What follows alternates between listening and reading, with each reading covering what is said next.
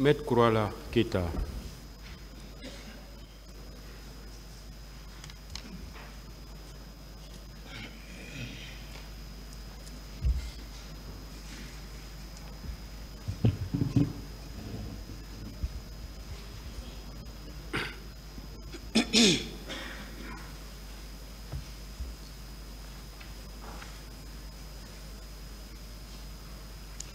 Merci, Monsieur le Président.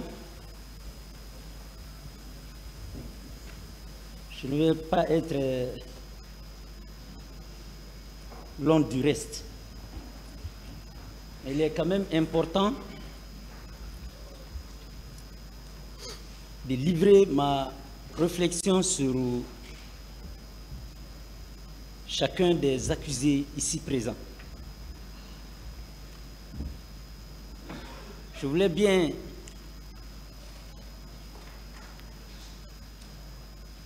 m'atteler sur l'implication du colonel Blaise Gomou dans ce drame. Monsieur le Président,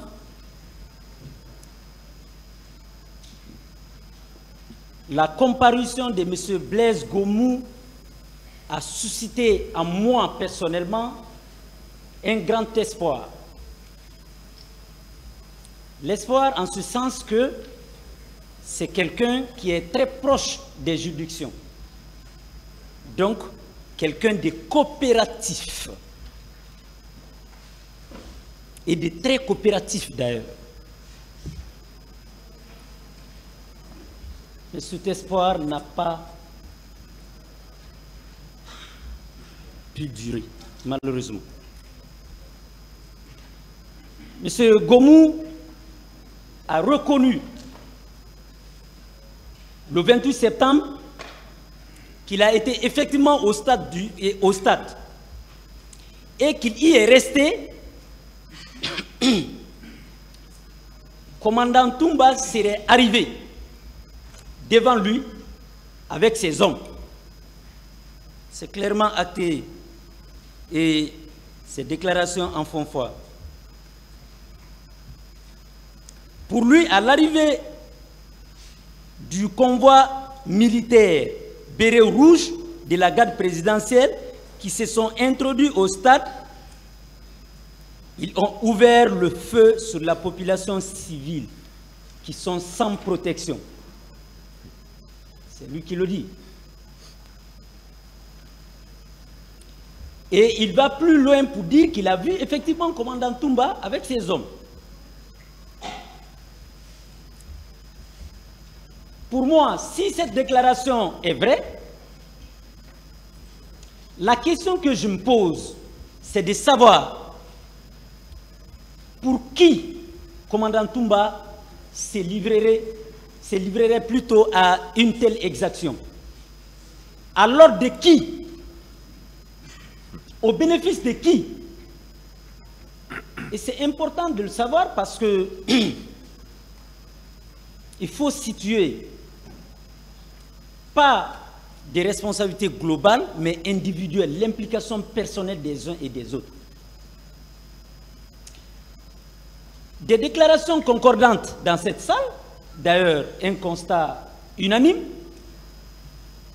à l'époque des faits, le courant ne passait plus correctement entre le président Dadis,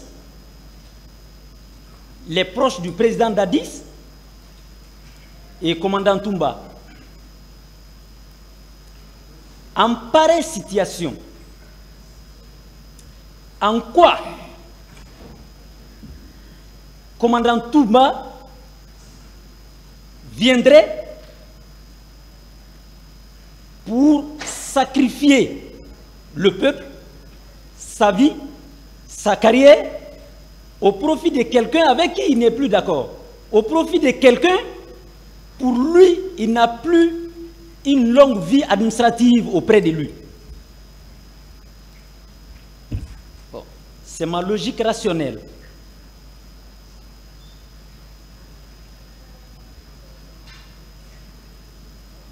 Alors, si on se met dans sa logique, je me dirais que ça ne pourrait être qu'au bénéfice du président Dadis. Même si je douterais de cette faisabilité.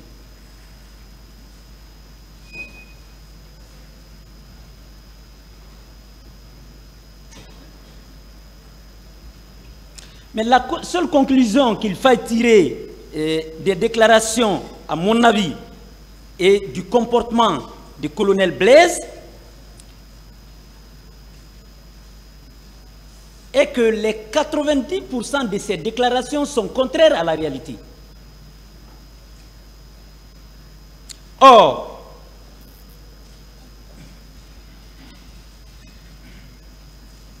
au regard de sa proximité avec des juridictions, je pensais le contraire.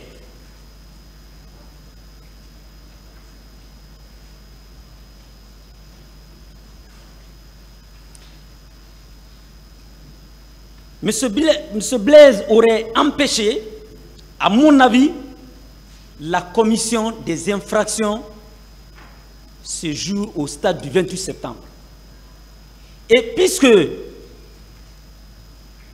en lui disant ça, il peut penser qu'il serait incapable face à la troupe du colonel Toumba, excuse-moi, du commandant Toumba, il est absolument important qu'il allait être capable à la barre ici d'identifier clairement des personnes qui accompagnaient Toumba.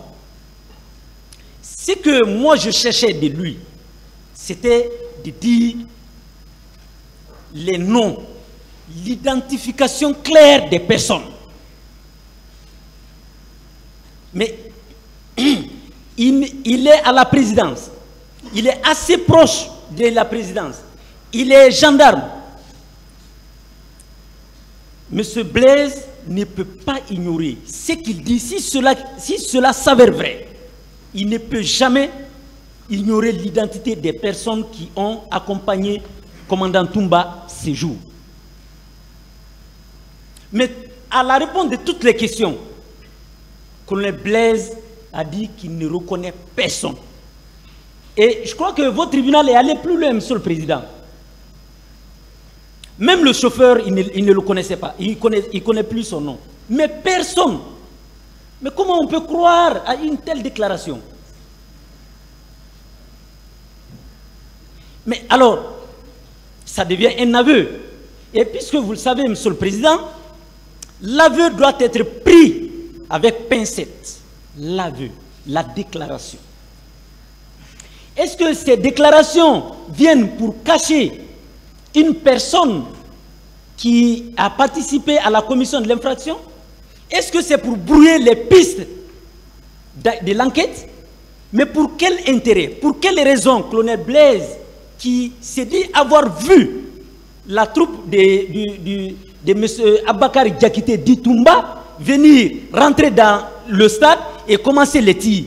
Mais pour quelle raison il peut refuser, il peut cacher l'identité des personnes qui l'accompagnaient? Je ne connais pas. De toutes les façons, il y a un adage célèbre en droit qui dit que le crime ne profite qu'aux criminels. Monsieur le Président, il a préféré, en agissant ainsi, en n'ayant pas même cherché à sauver la moindre personne, en n'ayant pas s'interposer au crime, en n'ayant pas appelé le secours, n'ayant posé aucun acte dans le sens qui empêcherait ce crime, qui identifierait les criminels, ou qui serait de nature à secourir les victimes, colonel Blaise s'est inscrit dans la logique de l'exécution du projet criminel qui a conduit nos concitoyens le 28 septembre. Cela est clair. Cela ne peut pas être contesté.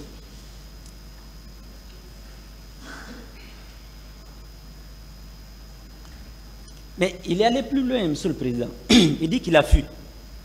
Mais ce n'est pas possible. Le colonel a tenu devant nous ici, à la barre, avoir fait beaucoup de formations, tant en Guinée qu'à l'étranger. Mais, Monsieur le Président, souvenez-vous que c'est un ancien procureur militaire. Je me pose la question, comment se fait-il qu'il peut ignorer les règles élémentaires qui pouvaient régir son comportement de ces jours?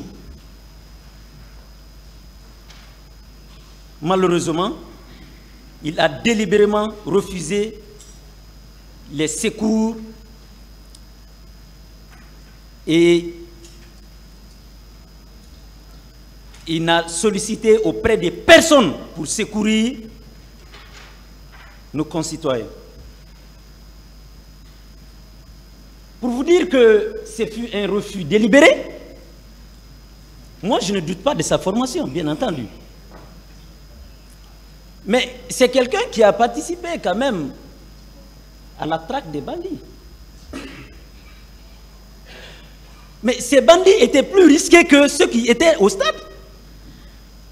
Mais puisqu'il ne l'a pas fait, c'est parce qu'il n'a pas voulu, c'est parce qu'il savait que c'était un projet à exécuter. C'est la seule conclusion que je peux tirer de son comportement. Monsieur le Président, il ne doit pas sortir indemne de ces événements, c'est clair. Monsieur le Président, pour mon colonel Moussa Kégourou,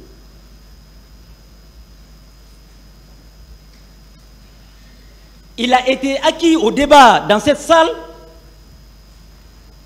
qu'il était effectivement à l'esplanade du stade le petit matin du 28 septembre.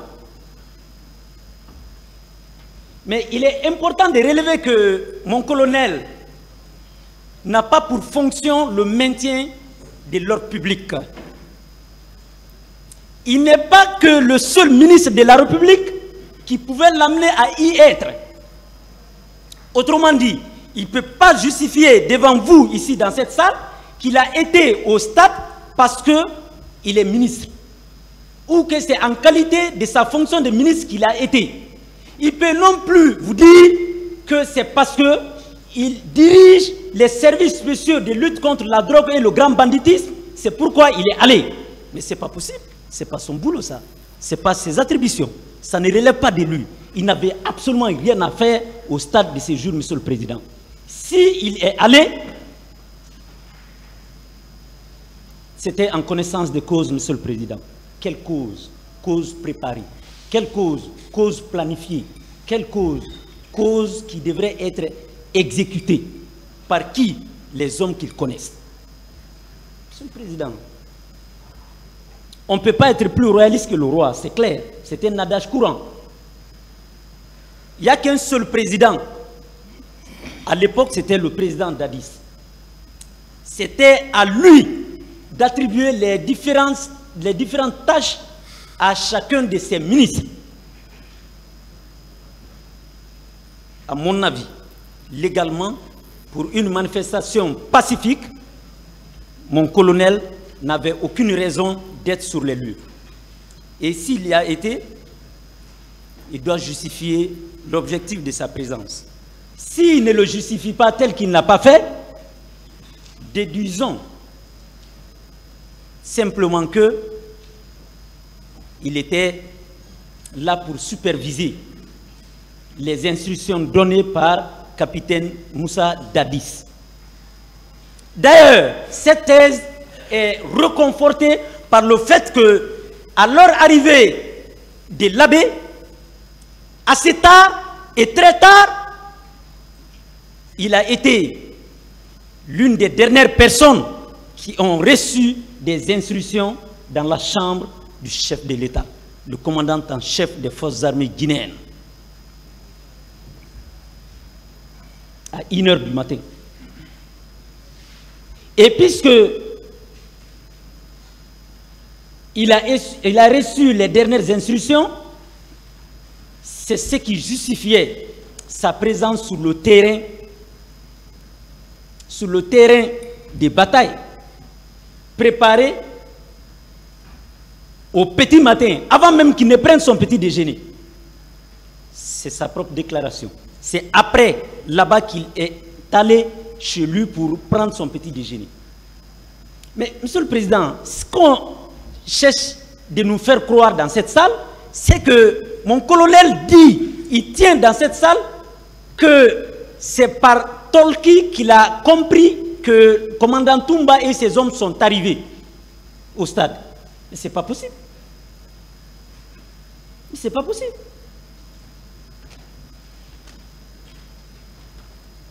Mais comment il peut le comprendre ainsi? Comment il peut tenir une telle déclaration quand on sait qu'il a été le dernier à recevoir même des appels téléphoniques du chef de l'État?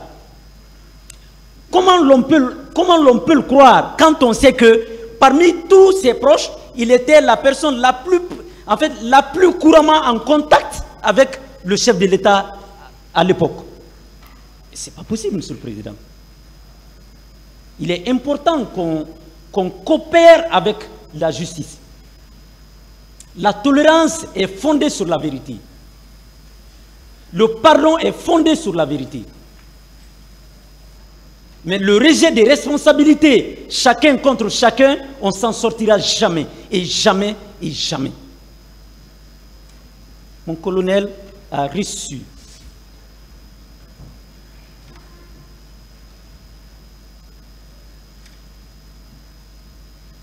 je me dis que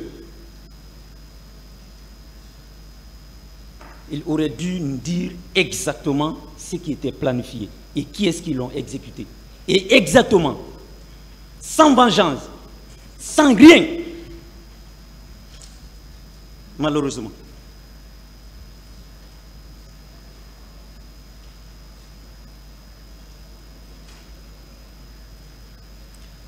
En s'arrêtant sur sa seule déclaration,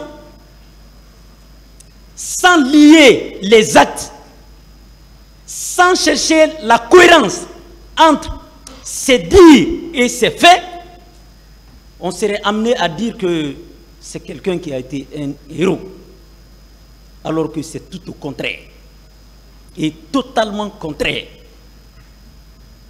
absolument contraire. Monsieur le Président,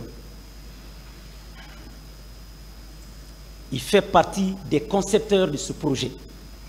Il fait partie des planificateurs de ce projet. Et il connaît les exécutants de ce projet. Il ne devrait pas s'en sortir aussi facilement comme tel. Au temps de sa règne, au temps de sa gouvernance, Monsieur le Président, il était absolument certain que, mes confrères l'ont dit ici haut, il y avait des conteneurs. Ces conteneurs ne servaient qu'à des cellules illégales. Mais, Monsieur le Président, la loi s'est résumée à leur personnalité. Mais cela n'est pas caché de quelqu'un quand même. Les procureurs savent. Les avocats de la défense et nous de la partie civile, nous le savons pertinemment. Mon colonel avait une cellule dans laquelle les gens étaient torturés. Je n'ai pas dit qu'il les a torturés personnellement, lui, mais il avait une troupe qui était destinée à ce type de torture, à ce type de détention, sous le haut soleil, sous le chaud soleil, je veux dire, dans des conteneurs. Cela n'était caché de personne. Monsieur le Président,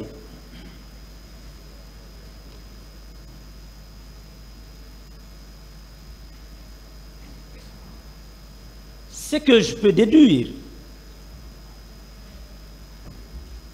du comportement de cet autre personnage, c'est qu'il a été un serviteur loyal du président Dadis, un serviteur incontesté du président Dadis, un serviteur extrêmement incontournable, le cerveau même, Monsieur le Président, de l'exécution de ces massacres. Cela, personne ne peut le nier.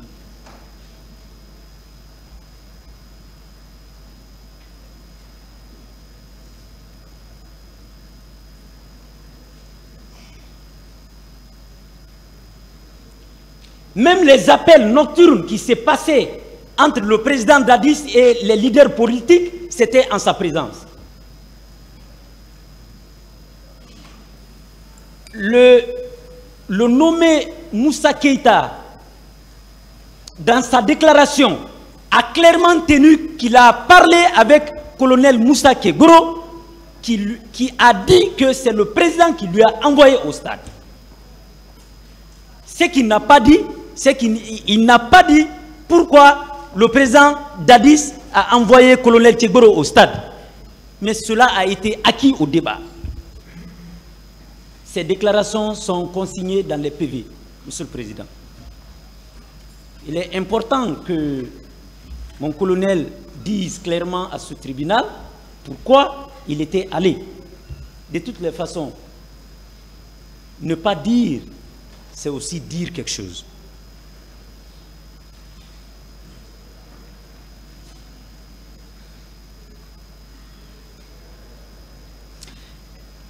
C'est curieux quand même de constater que nos hauts gradés de l'époque n'avaient aucune culture juridique. Rien que la volonté du souverain.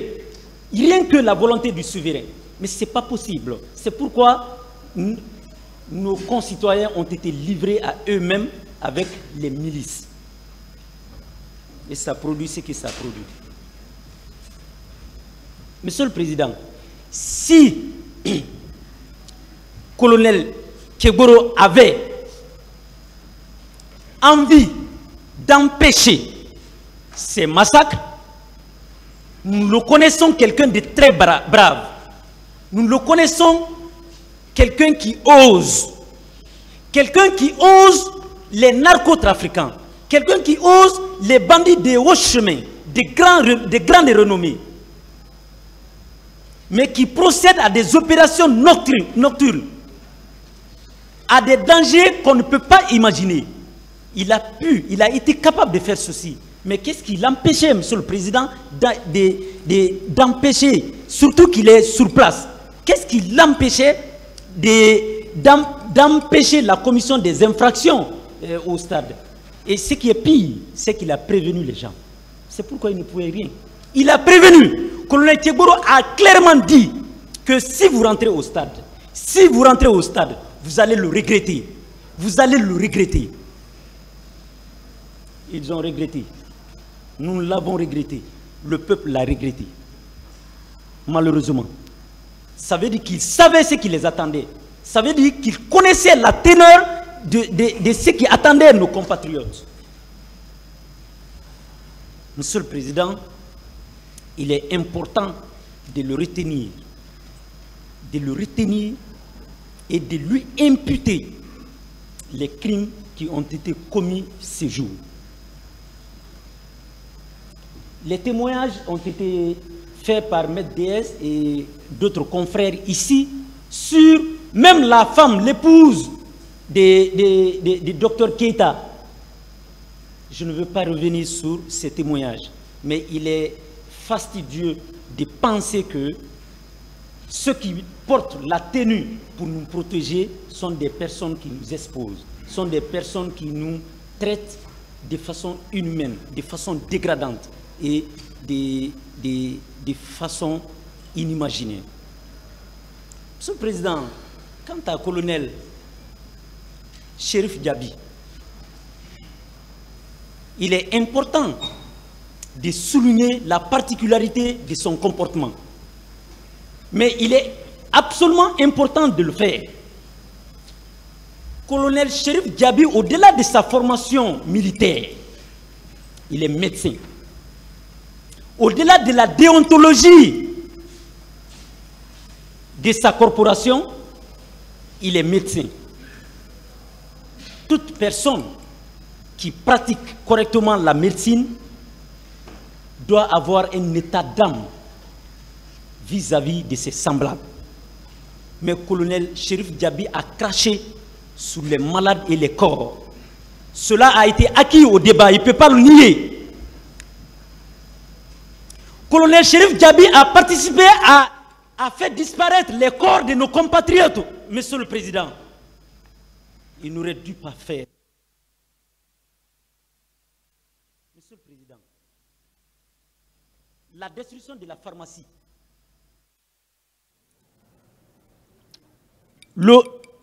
il est allé plus loin, jusqu'à ce que la pharmacie soit détruite devant lui, sous son ordre, en présence des malades qui sont dans les besoins.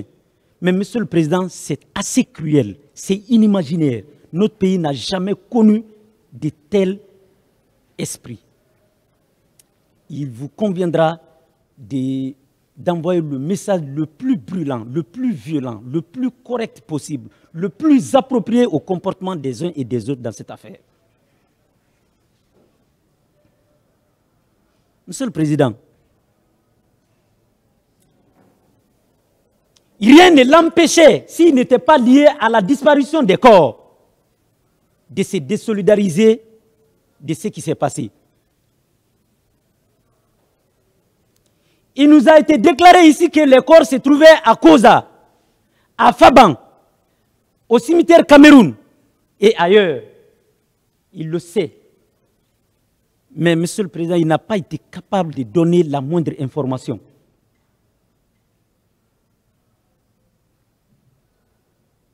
C'est curieux, c'est ahurissant, Monsieur le Président. C'est inacceptable pour un médecin. C'est inacceptable pour un ministre de la République. Et c'est un mépris total pour notre peuple.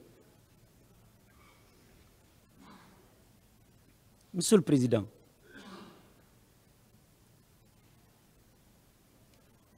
revenons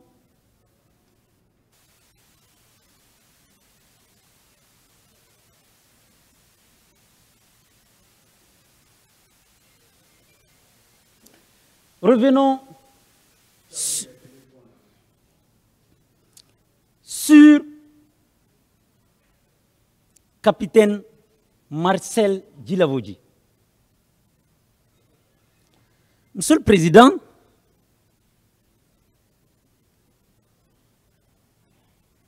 cet autre personnage n'est pas la moindre figure dans la commission des infractions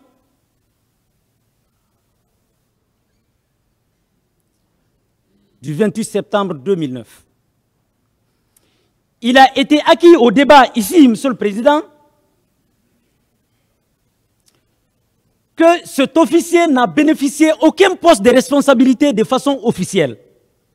Mais il était la personne la plus crainte. Il était la personne la plus présente, partout et partout et partout. Mais, Monsieur le Président, il n'est caché des personnes que capitaine Djilavodi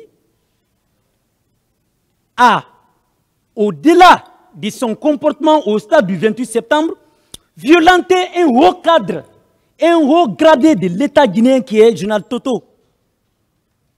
Qui est-ce qui est venu présenter les pardons? C'est son mentor. C'est son mentor. Mais, Monsieur le Président, je ne peux pas comprendre le fonctionnement de cette structure, de cette gouvernance. Ce n'est pas possible. Un sous-officier qui donne des coups, qui adresse des propos inappropriés à un général dans un État. Et la première personnalité de cet État, au lieu de prendre des sanctions, vient pour se livrer à la médiation. Mais c'est incroyable. Et c'est ce qui a encouragé effectivement le désordre. Il a été acquis au débat, Monsieur le Président, que capitaine Djilavogui, Marcel Djilavogui, a été effectivement au stade. Et puisqu'il est habitué au crime, il est habitué aux assassinats, il est habitué à l'extermination, ça ne lui a rien fait de tirer ou de faire tirer ou de superviser les tirs froidement contre nos populations civiles. Monsieur le Président, il est important de le dire. Il est important de le dire. Soumaoro, le témoignage de Mamadi Soumaoro a été implacable ici. Les exécutions sommaires qui s'est passées au camp, à la base, c'était Claude Pivy et capitaine Marcel Djilavogui. Il ne peut pas le nier. Ça, c'est contre des personnes qui ont la même formation que lui.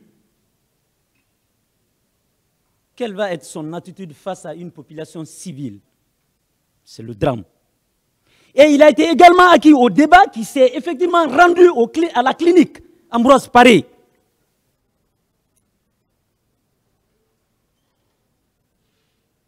Quoi qu'on dise sur colonel Kegoro et Toumba, ils ont quand même pris quelques personnes pour lesquelles ils craignaient leur vie. Je le déplore parce qu'une vie est égale à une vie. La vie d'El Hadji Cellou Dalein aujourd'hui est égale à la vie de Mariam qui a été tuée. La vie de Sidia aujourd'hui est égale à la vie de Paul qui a été tué. Autrement dit, la vie d'un homme est égale à la vie d'un homme. Aucune vie n'est supérieure à une autre vie. Ils ont quand même pris la responsabilité, le choix pour sauver certains au profit d'autres. Mais dans leur tentative désespérée de sauver ces personnes, c'est capitaine Djilavogui qui vient avec une grenade pour les menacer. Mais, Monsieur le Président, c'est le comble. C'est vraiment le comble. C'est d'extraordinaire en extraordinaire. D'autres détruisent une pharmacie, d'autres crachent sur les corps, d'autres piétinent les corps et les malades, et d'autres viennent à la clinique pour tenter de sauter, de faire exploser toute une clinique. Monsieur le Président, c'est totalement inimaginaire.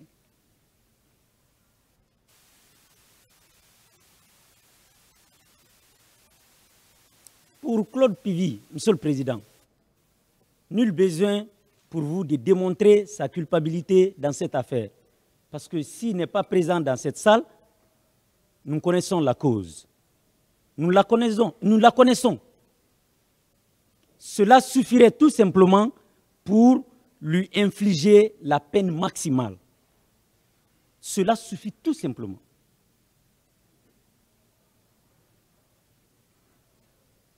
Mais en fait, à l'époque, quand vous preniez l'attitude de Claude Pivy, il n'était assimilable que lorsque vous partez en forêt profonde, en brousse profonde, vous verrez que chaque animal trace son territoire, définisse son territoire. Tel est le cas d'un lion. Quand le lion est dans la cour de ce tribunal, Monsieur le Président, aucun animal inférieur ne peut être là. Parce que le risque qui est là, c'est que vous allez être sa proie. Et la proie la plus privilégiée. Alors, tel que chacun définissait son territoire, c'est ainsi que ce dernier aussi, colonel Claude Pivy, a tracé son territoire sur la route Le Prince. Le pillage, on n'en parlait pas. Il a été acquis au débat dans cette salle, Monsieur le Président, que si Claude Pivy a une dent contre vous et il vous prend, il vous ligote, vous ne pouvez pas faire plus d'une heure dans la corde. Vous allez mourir. Mais Monsieur le Président, en quoi on peut être fier de la violence? En quoi on peut se glorifier de la tuerie? En quoi on peut se glorifier de la violation systématique des textes nationaux et internationaux? C'est totalement inimaginaire.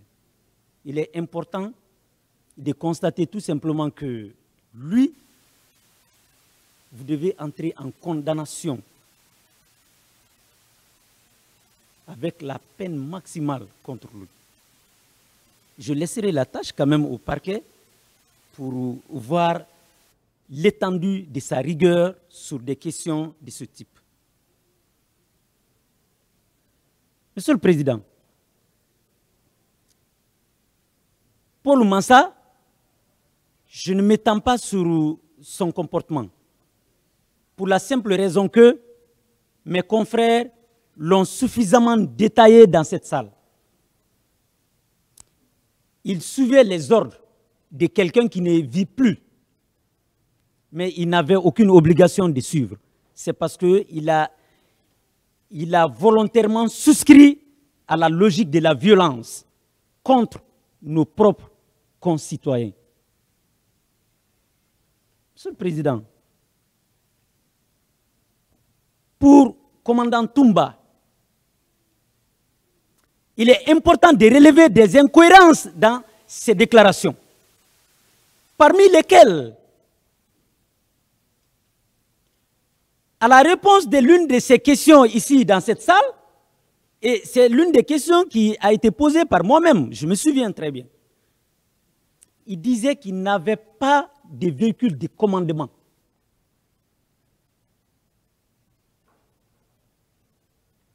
Mais par après, Monsieur le Président, nous avons clairement constaté que s'il s'agissait de chercher le président, dès qu'il apprend que le président est sorti à son insu, il prend son véhicule de commandement et se met à sa recherche. Mais entre les deux, qu'est-ce qu'on prend? On en a ou on n'en a pas? C'est un problème.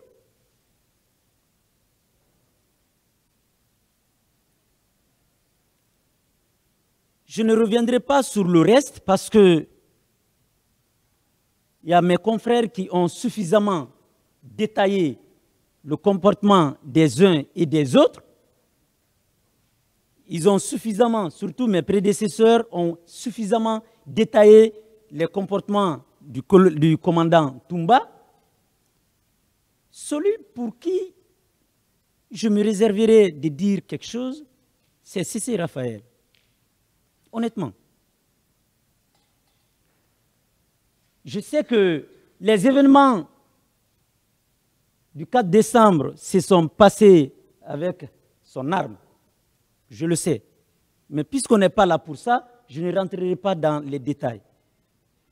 Mais en toute sincérité, j'adhère pleinement, Monsieur le Président, absolument aux plaidoiries des maîtres de SBA et de tous nos confrères à l'égard de tous les accusés pris individuellement, au bénéfice de tous nos clients, toutes nos clientes et toutes les victimes en gros ici. Mais il est quand même important de vous signaler que j'ai rencontré un jeune, Monsieur le Président, du nom de Mamadi Condé, qui a reçu une balle.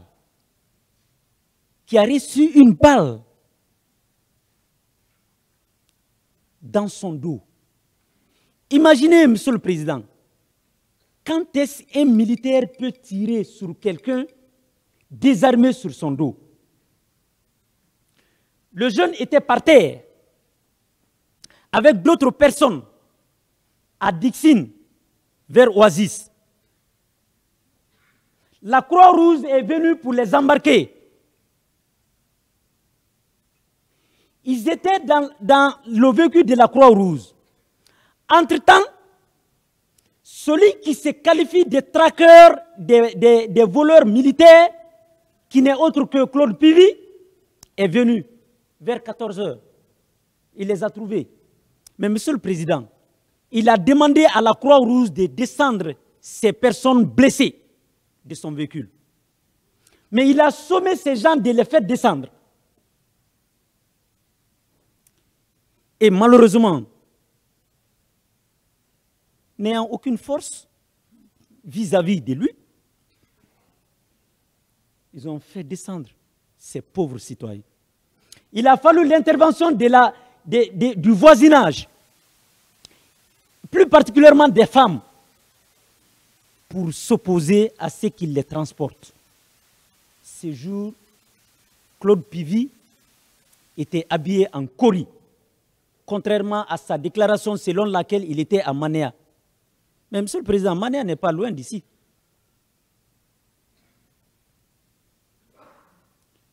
Il n'est pas exclu qu'on soit à Manéa le petit matin et à 10h, 11h qu'on soit à un autre point B de Conakry. Ce témoignage a été accablant. Il a dit que c'est moi qui étais dans le véhicule. Je l'ai vu de mes propres yeux. Il était habillé comme tel. Et j'avais reçu une balle. Il fut un moment, je n'avais plus la vision claire. Et si vous vous souvenez bien, quand Blaise Compaoré était venu sur Conakry, il s'est déplacé avec le président capitaine Dadis pour aller à l'hôpital. C'est devant son lit qu'ils se sont arrêtés et le médecin a tenu les déclarations selon lesquelles le cas le plus grave, c'est le cas de ce jeune qui a une balle dans sa poitrine. Extraordinaire. Il n'est pas encore mort, mais il devient quelqu'un d'une infirmité permanente. L'argent remplacera, lui, sa vie aujourd'hui, Monsieur le Président? Je dirais non. Mais je dirais non. Ce qui est plus important pour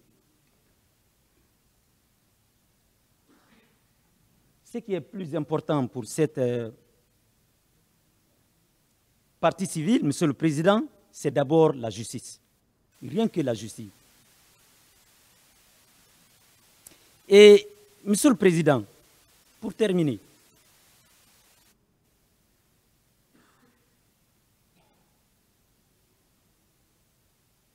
tant que vous n'avez pas la solution claire, vous n'avez pas un acte décrétal sur la nomination du commandant du régiment, considérez que le commandant n'était autre personne que le président Dadis.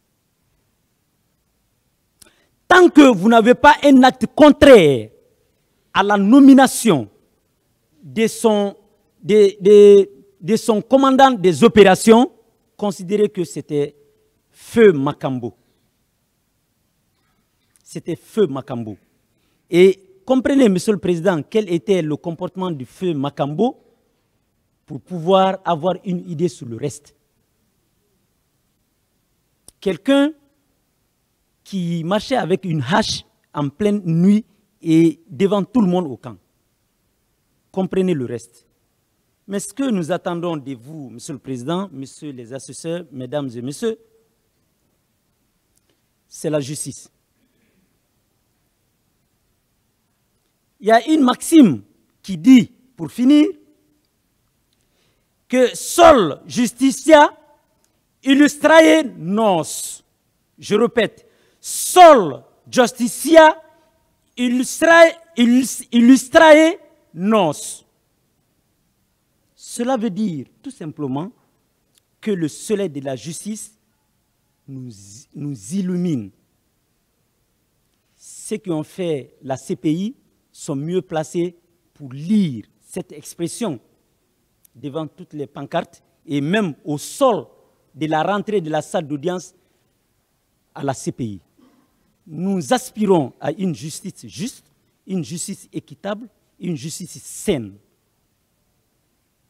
En accordant à nos clients victimes toutes les demandes formulées par mes prédécesseurs, vous aurez rendu une saine justice, j'ai plaidé. Je vous remercie.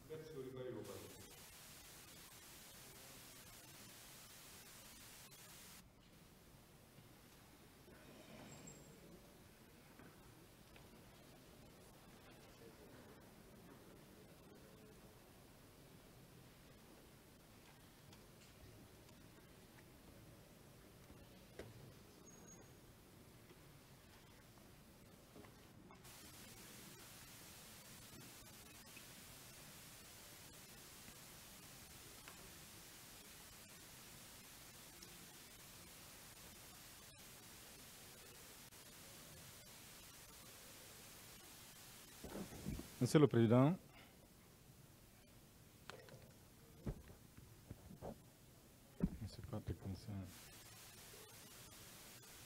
Monsieur le Président, permettez-moi, s'il vous plaît, à mon nom personnel, au nom de notre collectif et des partis civils que nous représentons, de présenter mes condoléances les plus attristées à notre confrère Abdourahmane Dabo, qui a perdu sa chère maman ce week-end du côté de Dakar. Ensuite, Monsieur le Président,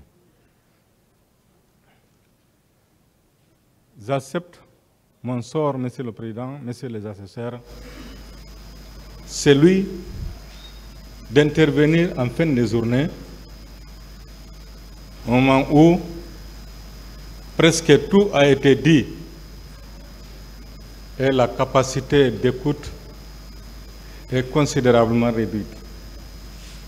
Mais parce que je suis là pour plaider, je vais faire en sorte que je sois écouté.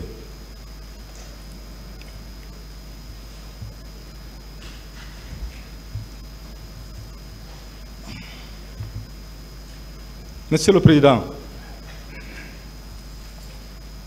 lorsque le général Lansana Conté est décédé en 2008, et qu'un matin du 23 décembre 2008, le CNDD prenait le pouvoir et à sa tête, le président Moussa Dadis Camara, une lueur d'espoir a illuminé le ciel guinéen. Mais quelques mois après, plus précisément au mois d'août de la même année, cette lueur d'espoir qui avait illuminé le ciel guinéen s'est assombrie d'un seul coup lorsque le président capitaine Moussa Dadis Camara a déclaré dans un quartier de Conakry, un petit matin du mois d'août de la même année, qu'il était prêt à ôter sa tenue et à se présenter à l'élection présidentielle. C'était un désarroi total, Monsieur le Président, Messieurs les assesseurs. C'était inattendu. C'était un coup de massue. C'est pourquoi les partis politiques, les syndicats et toute la classe sociale réunis au sein des forces vives de la nation ont décidé à l'unanimité de dire non à cette candidature. Et pour ce faire, ces forces vives ont choisi la date historique mémoriale du 28 septembre de la même année pour dire non à la candidature du président capitaine Moussa Dadis Camara. Il n'en fallait pas plus, Monsieur le Président, Messieurs les assesseurs, pour que les faucons du régime affûtent leurs armes pour préparer la tragédie que la Guinée a connue. Monsieur le Président, mon intervention va s'articuler sur 4 points. Premièrement, Monsieur le Président, je vais survoler les événements, les faits qui ont marqué le 28 septembre et les jours suivants. Puis, Monsieur le Président, je vais aborder l'imputabilité de tous ces faits aux accusés ici présents.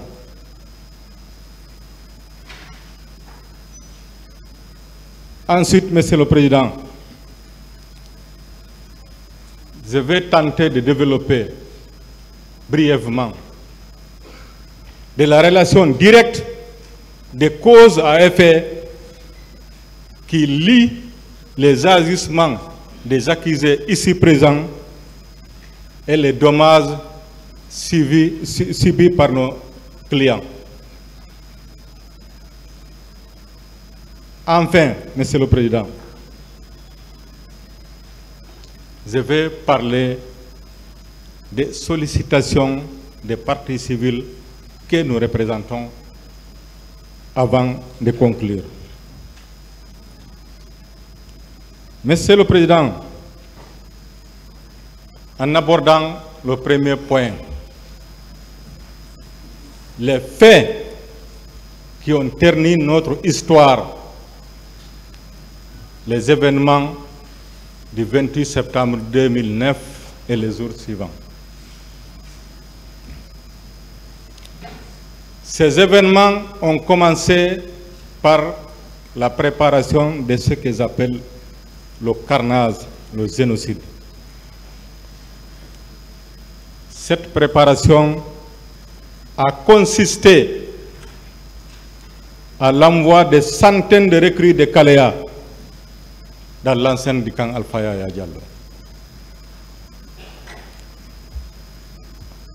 Ensuite, Monsieur le Président, Messieurs les assesseurs, cette préparation s'est poursuivie par l'ouverture de l'armurerie du camp Alpha Yaya et la distribution des armes à ces recrues et à d'autres personnes.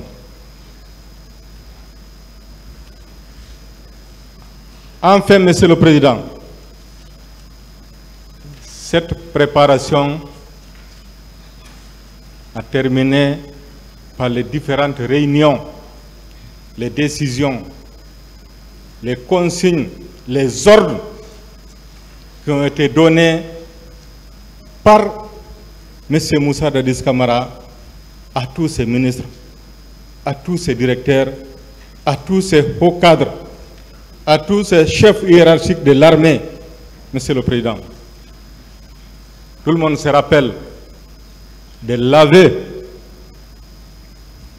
de M. Moussa Thiebro Camara qui a fait état de réunions nocturnes qui ont eu lieu la veille jusqu'à 2 heures du matin.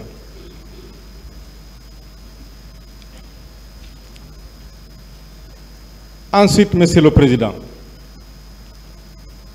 les faits et les autres exactions qui ont jalonné la journée fatidique du 28 septembre 2009 et les jours suivants. En exécution des consignes données la veille, toutes les unités, sans exception, ont rallié le stade du 28 septembre dès 4 heures du matin. Ces unités se sont même arrosées le pouvoir d'ouvrir le portail du stade pour permettre à tout le monde d'y entrer avant de commettre leur forfaiture.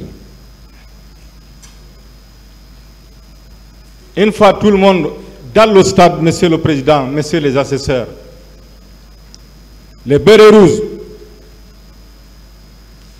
les gendarmes, les policiers, les recrues du camp de Kalea qui ont reçu les ordres du président ont effectué leur sale boulot. Ils ont tué, ils ont violé, ils ont blessé,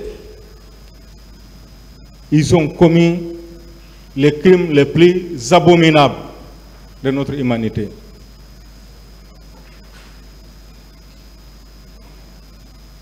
Monsieur le Président, nous avons appris des exactions de par le monde. Nous avons entendu les crimes commis par les rebelles de Fodé Sankoh en Sierra Leone, qui demandaient aux gens de choisir entre la manche courte et la manche longue. Mais, Monsieur le Président, ceux qui ont commis les crimes au stade du 28 septembre ont été plus atroces, plus cruels que les rebelles de Fodé Sankoh. Ils ont jeté les corps en mer.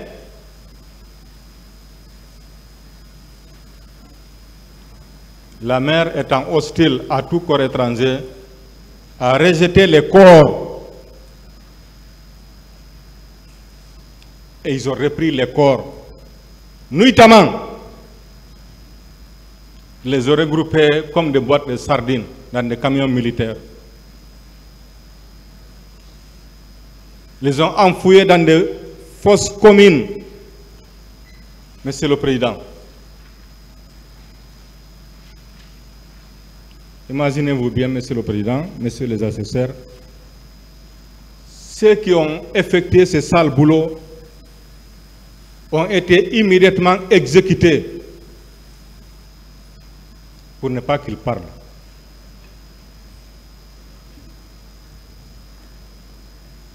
Monsieur le Président,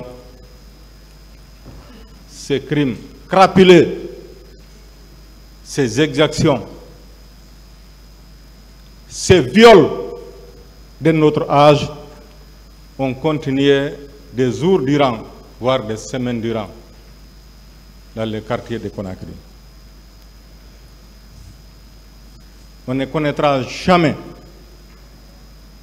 le nombre de morts,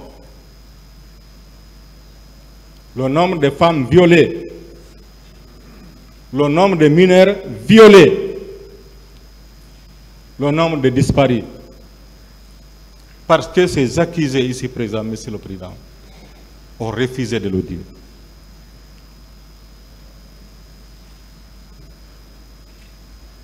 Tous ces faits de notre âge sont constitutifs des infractions d'assassinat, de meurtres, de tortures, d'enlèvement, de coups et blessures volontaires, de pillages, de non-assistance des personnes en danger, de viols sur mineurs et complicité. Faits prévus et punis par les articles 19 et suivants de notre Code pénal. Monsieur le Président, honorables accesseurs, la responsabilité de commandement des chefs militaires et autres supérieurs hiérarchiques a été esquivée par le pool des juges d'instruction. Mais vous allez en faire droit. Pourquoi, Monsieur le Président? Ces infractions des génocides et crimes contre l'humanité prévus aux articles 7 et suivants du statut de Rome et article 198 de notre Code pénal d'octobre 2016 ont été requalifiées comme des infractions de complicité. Mais, Monsieur le Président, permettez-moi de dire que c'est inadmissible, inacceptable. Le pool des juges d'instruction fonde sa décision sur le fait que c'est le réquisitoire supplétif qui a demandé de qualifier ces faits en crime contre l'humanité et non le réquisitoire introductif. Mais ça n'a pas de sens. C'est juridiquement, judiciairement discutable, inacceptable, Monsieur le Président. C'est pourquoi il vous plaira de requalifier ces faits en des crimes de génocide et crimes contre l'humanité.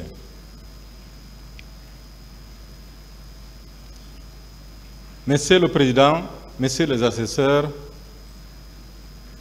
je vais aborder le deuxième point de mon intervention qui concerne l'imputabilité de tous ces faits et de toutes ces infractions aux accusés ici présents. À tout seigneur, tout honneur. Je vais commencer par M. Moussa Dadis Camara. Comme disent les Anglais, le king, c'est-à-dire le roi. Effectivement, il était le roi, Monsieur le Président. Pas de qualificatif, s'il vous plaît. D'accord. Monsieur le Président, Monsieur Moussa Dadis Camara était le commandant en chef des forces armées guinéennes.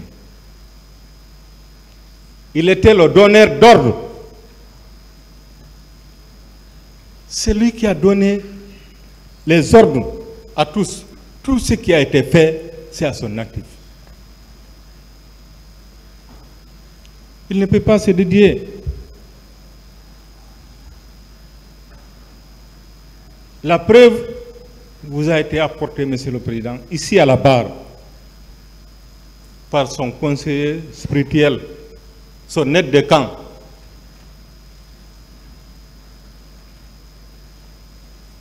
Monsieur Toumba Diakité. Il vous a dit que c'est Monsieur Moussa Dadis Camara qui a ordonné l'ouverture de l'armerie du camp. C'est lui qui a fait venir les recrues de Kaléa. C'est lui qui a ordonné de les loger, de les nourrir. Pour quel but? Pour aller massacrer les concitoyens guinéens. Et puis, Monsieur le Président, il était au stade, ce n'est pas nous qui l'avons dit, c'est l'une des voix les plus autorisées de la défense qui a dit qu'il était au Marokana. On ne peut pas le nier, c'est la défense qui l'a dit, Monsieur le Président. Ça mérite d'être dit et martelé. La défense proclame que M. Moussa Dadis Camara était au Marokana.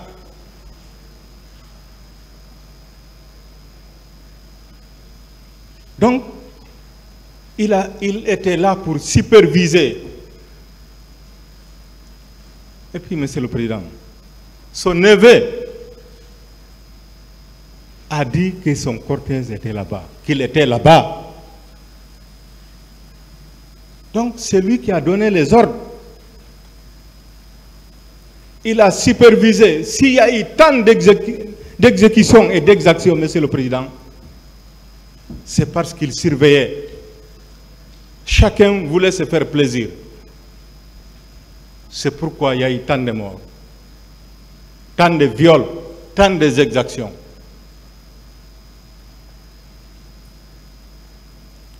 Monsieur le Président, l'histoire retiendra une fois pour toutes que la page la plus sombre de notre histoire a été écrite au temps de M. Moussa Dadis Camara.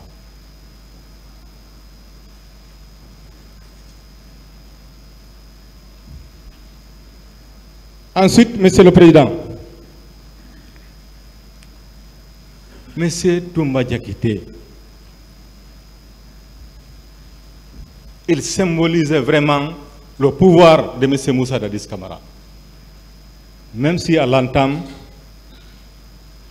il a essayé d'embobiner tout le monde ici en récitant des versets coraniques. Monsieur le Président, il sait, nous aussi nous le savons, ces versets étaient plutôt des versets de protection. Ce n'est pas par l'amour de la lecture du Coran. Nous avons aussi fait la lecture du Coran, même si on n'a pas trop poussé. Il a embobiné tout le monde en disant des contre-vérités.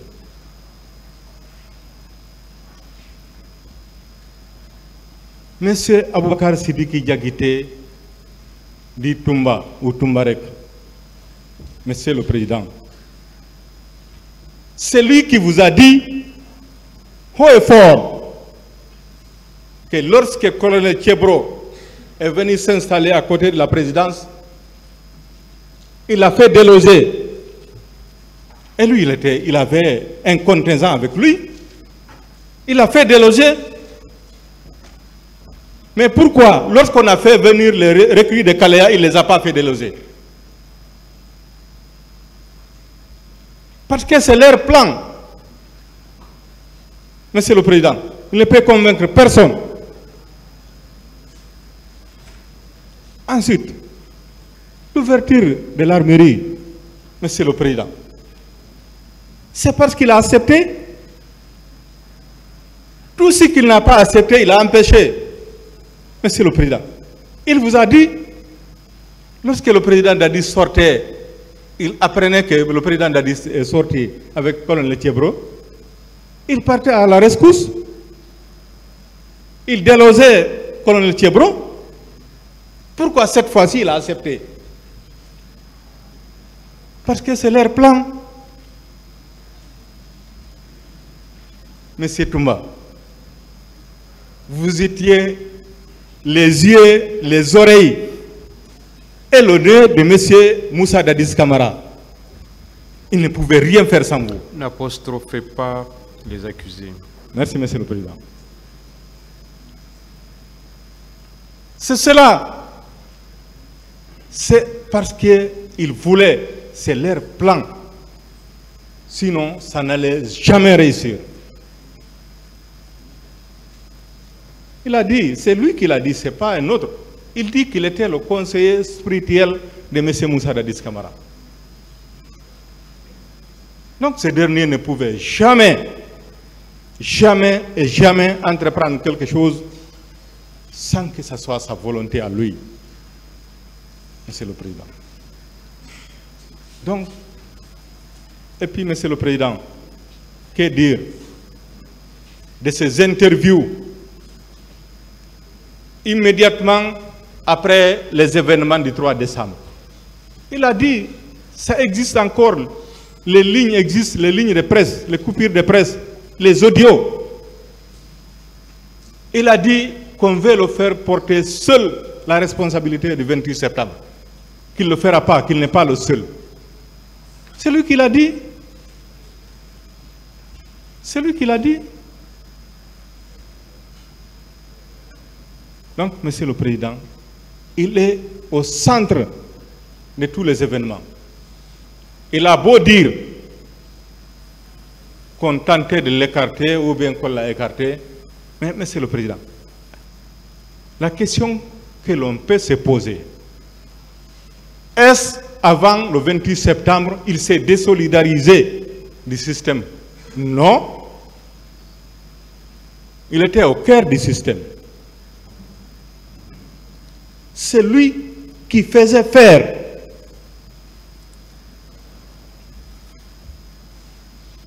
Monsieur le Président, Monsieur Aboubakar Sidiki Diakité vous a dit ici avec élégance comment, avec quelle prouesse il a donné le pouvoir à M. Moussa Dadis Camara. Comment il a fait taire des colonels et des généraux. Celui qui se remuait ou qui voulait parler, il le déclare arrêté là où il est assis. C'est lui qui l'a dit. Ça, c'est des généraux formés et armés. Il a fait ça pour donner le pouvoir à M. Dadis. Imaginez, allez-y voir, lorsque des civils se retrouvent dans un stade pour contester ce pouvoir qu'il a donné à M. Moussa Dadis Camara. Le résultat, c'est les exactions, les tueries qui ont eu lieu le 28 septembre 2009. Et puis, Monsieur le Président, tous les leaders, tous les syndicats, tout le monde a dit, c'est lorsque M. Aboubacar Sidiki Diakité est venu au stade que les tirs ont commencé. Il ne peut pas le nier. Il dit qu'ils ont ouvert le feu. Monsieur le Président, il ne peut pas le nier. C'est une évidence. Donc, il est au cœur de tous ces événements du 28 septembre 2009 et les jours suivants. C'était l'un des personnages les plus importants du régime.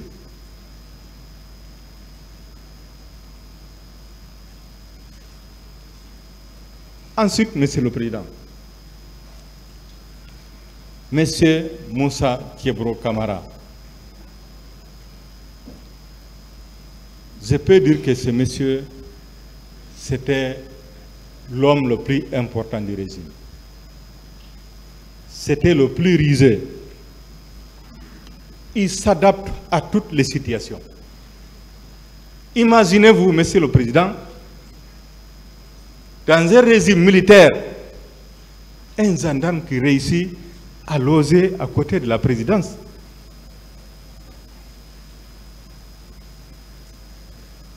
Un gendarme qui réussit les prouesses d'arrêter des bérets rouges de M. Toumba Diakité.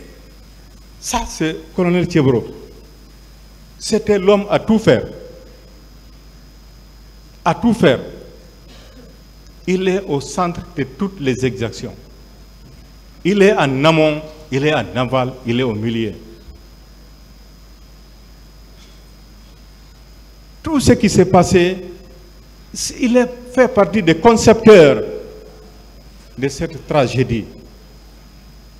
Monsieur le Président, cette tragédie au stade du 28 septembre, où on a fait venir des recrues de Caléa, parce qu'ils n'étaient pas immatriculés, ils n'avaient pas d'armes.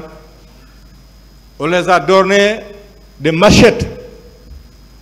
Ça, c'est à son actif. Oui, des machettes. Des épées. Des épées comme l'on a parlé dans l'Ancien Testament, notamment au temps d'Isaïe. Ces épées ont été utilisées pour massacrer nos compatriotes. Monsieur le Président, les partis civiques, il est tellement au cœur des événements que nos clients pensent que si M. Kiebro Camara n'avait pas existé, les événements du 28 septembre n'allaient pas avoir lieu.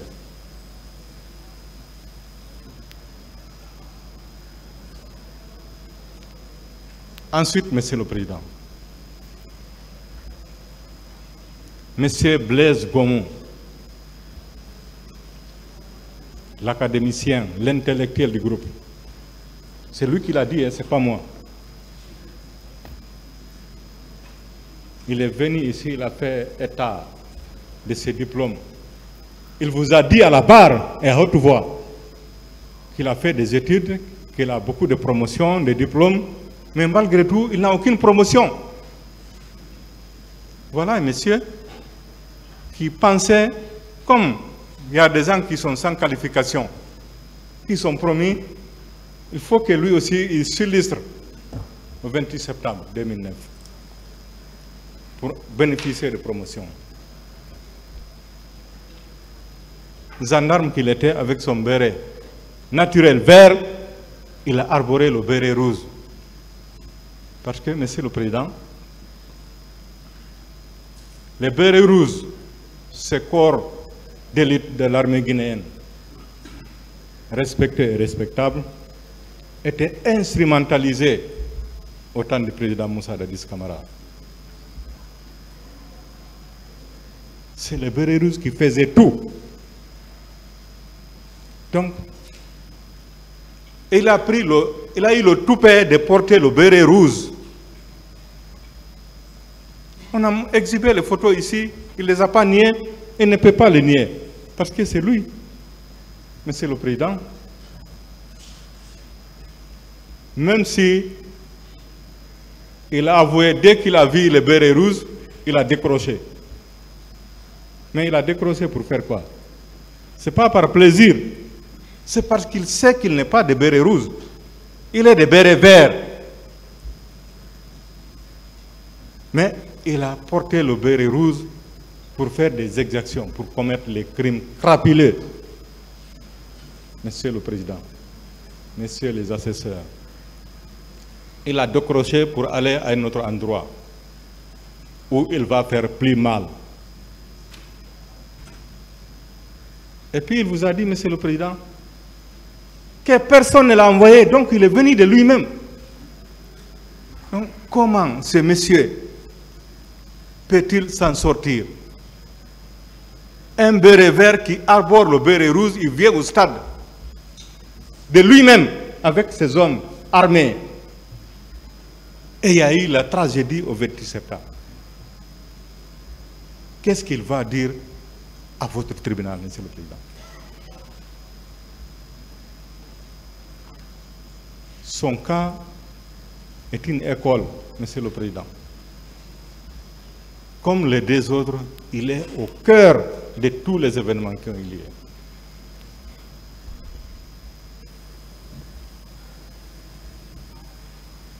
Et puis, Monsieur le Président, Monsieur Ibrahima Kamara dit Kalonzo. Voilà, Monsieur le Président, un président, Messieurs les assesseurs, depuis que nous sommes là, en septembre 2022, ce monsieur, je ne l'ai jamais vu sourire, quelles que soient les boutades. Il a toujours la mine serrée. Ça en dit long. Monsieur Kamara, à bien l'observer, il a le portrait type de l'homme Lombroso, que mon jeune frère, l'ancien s'il la connaît très bien.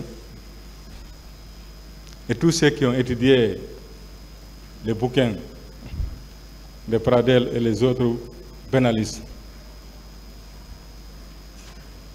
Donc, ce monsieur, Monsieur le Président, il est aussi au centre, au début et à la fin. Son patron est venu ici, Monsieur le Président. Dans un langage diplomatique, il vous dit qu'il ne peut pas vous dire si M. Kalonzo était là-bas. C'est parce qu'il n'était pas là-bas. S'il était là-bas, il allait vous dire qu'il était là-bas. Ce monsieur également, Monsieur le Président, n'a aucun échappatoire. Il est dedans. Il a beau proclamer son innocence, il est dedans.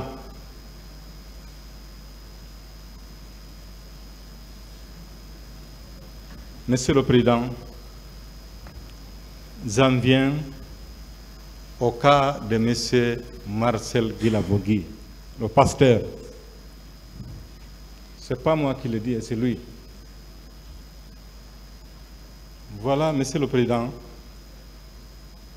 un monsieur encore qui ne mérite aucune circonstance atténuante. D'abord, il vous dit qu'il est pasteur. Tout le monde sait ce que symbolise un pasteur, l'homme de l'Église, l'homme de vérité, l'homme de bonté. Mais c'est lui qui est venu ici à la barre, Monsieur le Président, Messieurs les assesseurs. Il vous a dit que la veille, sa langue avait été sectionnée, donc il était couché, il était malade. Il n'était pas au stade.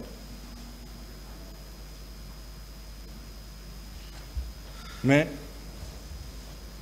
le poids des crimes a tellement pesé sur lui,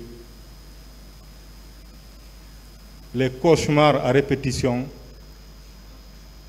qu'il était obligé de se raviser. Après, il vous dit, Monsieur le Président, Messieurs les assesseurs, il veut prendre la parole. Effectivement, il a pris la parole. Il vous a dit, en réalité, ils étaient au stade. Ils étaient armés. Il a décrit même les armes qu'ils portaient. Il vous a dit que c'est lui qui portait les grenades à la clinique. Monsieur le Président, ce monsieur, c'est un cas particulier. Parce que dès le début du règne de M. Moussa Dadis Camara, il a dit à tout le monde qu'il est son neveu. Imaginez, Monsieur le Président, quand quelqu'un vous dit à l'époque qu'il est le neveu de M. Moussa Dadis Camara, imaginez le reste. Tout est permis. Il faisait tout ce qu'il voulait. Les ministres, les hauts généraux, les hauts officiers de l'armée guinéenne, il les faisait ce qu'il voulait parce qu'il est le neveu de M. Moussa Dadis Camara. Et comme par hasard, il était l'adjoint de M. Aboubakar Sidiki Diakité. Donc, tout était permis.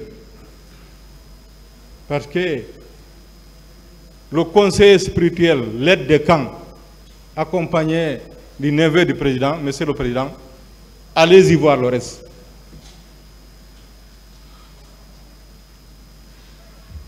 Tout était possible. Donc, Monsieur Marcel Guilavogui, également, Monsieur le Président, ne mérite pas votre pardon.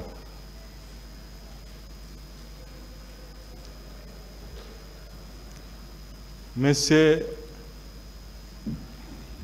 les deux autres, les amis, les valets de M. Aboubakar Sidiki Camara, qu'il a tenté vainement de disculper, M. C.C. Raphaël là-bas. Et comment il s'appelle? Celui à qui il dit avoir donné une permission, Monsieur le Président. Mais c'était les compagnons, les fidèles, les inconditionnels de M. Aboubakar Sidiki Camara, du Toumba. Comment peuvent-ils être des compagnons de M. Aboubakar Sidiki Camara dans le régime de M. Moussa Dadis Camara et dire qu'ils n'ont rien fait?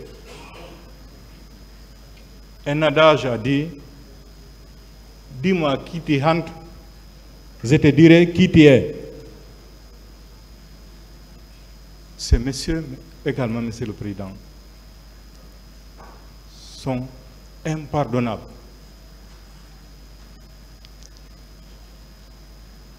Parlant de M. Mamadou Aliou Keita, un autre Monsieur le Président, son cas, c'est un cas d'école.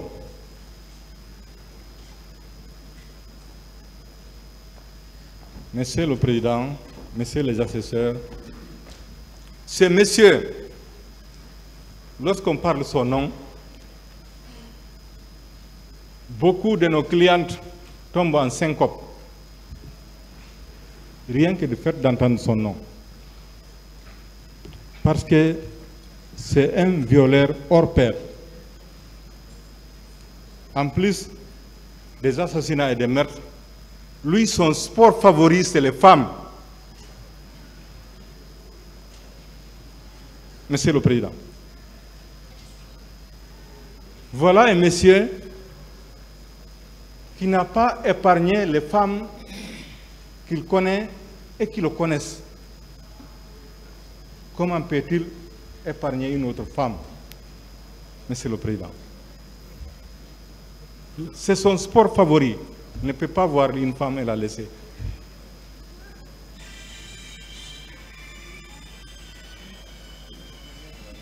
C'est pourquoi, Monsieur le Président, ce monsieur aussi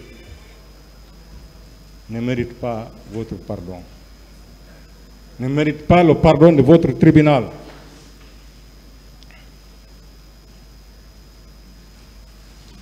Monsieur le Président, Messieurs les assesseurs, je vais terminer l'imputabilité des faits avec Monsieur le docteur Cherif Diaby. Voilà un monsieur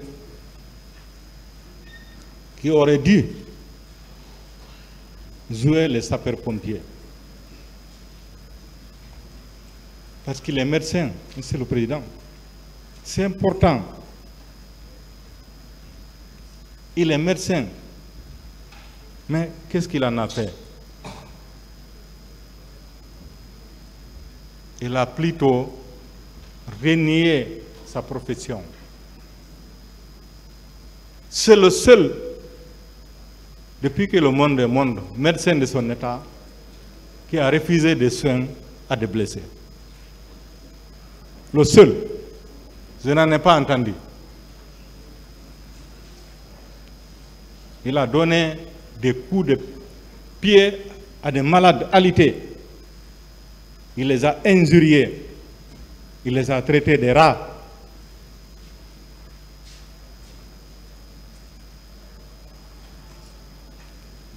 Monsieur le Président, tous les disparus,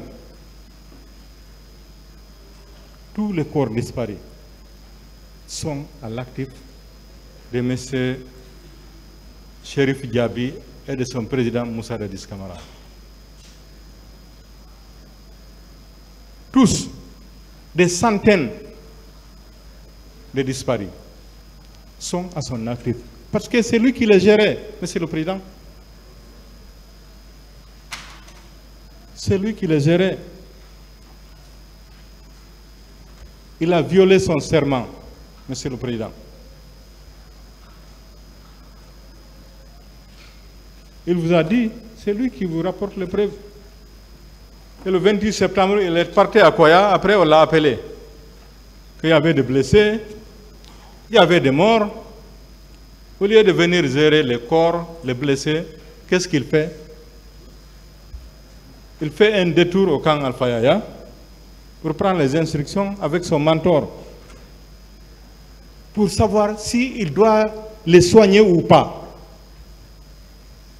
Ça, c'est M. Diaby, médecin de son état. Si on ne lui donne pas l'ordre de soigner les gens, il ne peut pas les soigner.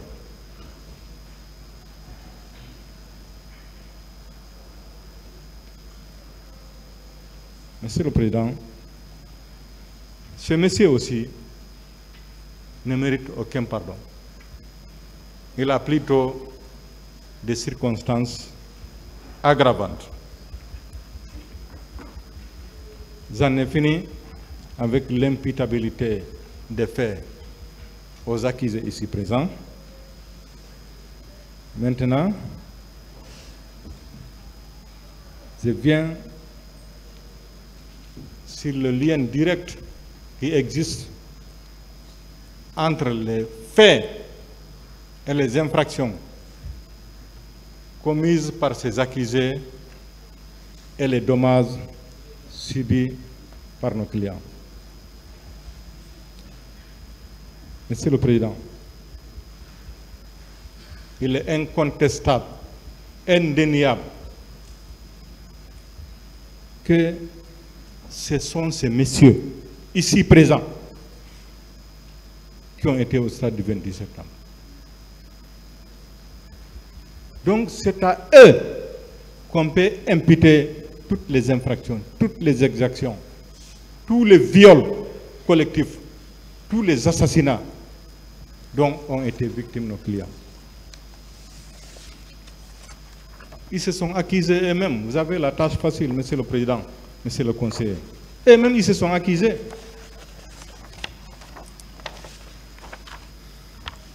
En plus, Monsieur le Président, ils ont été identifiés individuellement et collectivement par tous nos clients. Donc c'est eux, Monsieur le Président, qui sont responsables des dommages qui ont été causés à nos clients.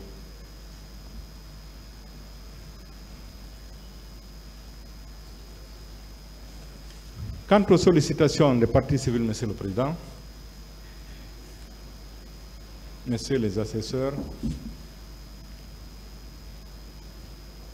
j'ai fait mienne les demandes faites par mes prédécesseurs dans ce sens. Et pour conclure, Monsieur le Président, l'on se pose des questions sans réponse. Pourquoi tant de morts? Pourquoi tant de disparus? Pourquoi tant de viols collectifs? Pourquoi tant de viols collectifs sur les mineurs? Pourquoi tant de disparus? Ceux qui ont été tués, Monsieur le Président, n'avaient-ils pas le droit de vivre comme nous? Si, malgré tout, Monsieur le Président, Messieurs les assesseurs, on viendra ici verser des larmes de crocodile.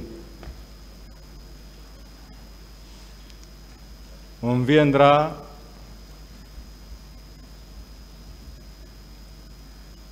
demander pardon, jouer à la mère Teresa, cette mère indienne qui donnait l'aumône aux pauvres et aux déshérités. On viendra demander pardon. On viendra demander des circonstances atténuantes. Monsieur le Président, Messieurs les assesseurs, depuis l'Antiquité, l'Église n'a-t-elle pas parlé des lois de talion? Œil pour œil, dent pour dent.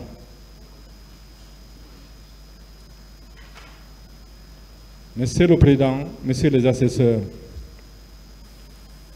vous avez une parcelle du pouvoir divin en votre qualité de juge. Et le bon Dieu a dit dans le livre saint, qui est le Coran, il a dit, demandez-moi pardon, je vais vous pardonner. Mais il a précisé, je vous pardonnerai de ce que vous m'avez fait. Ce que vous avez fait à vos semblables, ce ne peut pas vous pardonner. Vous allez vers eux, c'est eux qui vont vous pardonner. C'est pour vous dire, Monsieur le Président, Messieurs les assesseurs, ça c'est le bon Dieu. Et vous, en votre qualité de juge, comment vous pouvez-vous pardonner à des gens qui ont fait des choses à autrui, pas à vous? Monsieur le Président.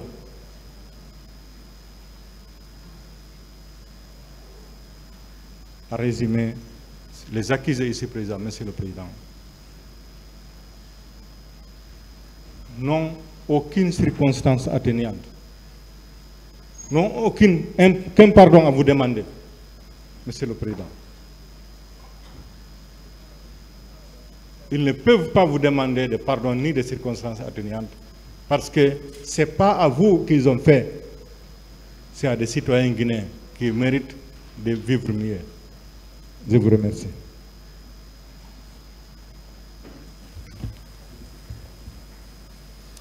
Rejoignez le box.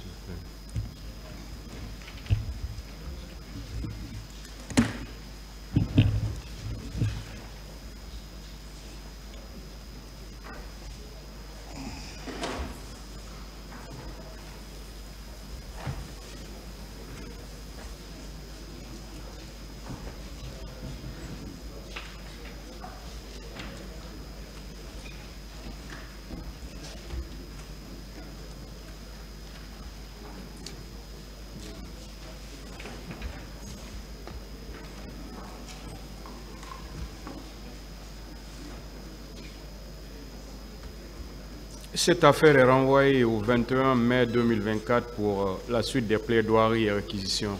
L'audience est levée.